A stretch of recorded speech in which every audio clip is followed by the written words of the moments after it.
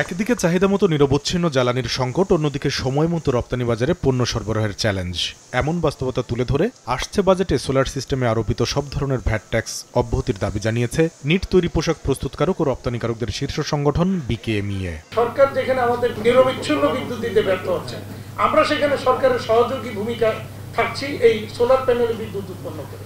তো এইটার উপর আমি মনে করি যে সরকার কোনোভাবেই কোনো কিছু না রেখে এটাকে একদম সম্পূর্ণ ফ্রি করে দেওয়া উচিত। মঙ্গলবার দুপুরে রাজধানীর আগারগাঁওয়ে জাতীয় রাজস্ব বোর্ড ভবনে আয়োজিত প্রাক বাজেট আলোচনায় কর্পোরেট কর সুবিধার দাবি জানায় বিজিএমইএ। আর এইচএস কোড জটিলতা দূর করার পাশাপাশি রিসাইকেল পণ্যে ভ্যাট প্রত্যাহারের দাবি জানায় বিটিএমএ। আমি যদি বিস্কুট তুলা ইম্পোর্ট করি, আমাকে একটা বন্ড দিতে হয়, এই বিস্কুটটা সুতা বানানোর জন্য ব্যবহার হবে।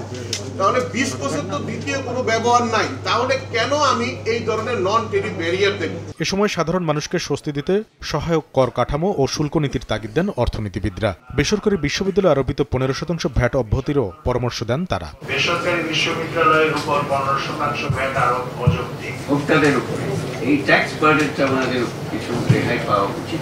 দাবি শুনে এনবিআর চেয়ারম্যান জানান, দেশের মানুষকে স্বস্তিতে রেখে বাণিজ্যিক কর্মকাণ্ড এগিয়ে নিতে কাজ করছে সংস্থাটি।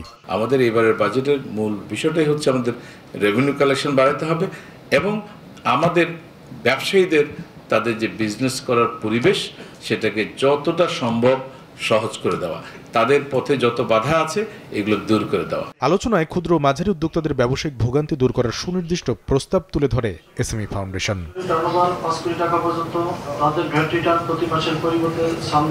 কামরুল হাসান সবুজ, সময় সংবাদ, ঢাকা।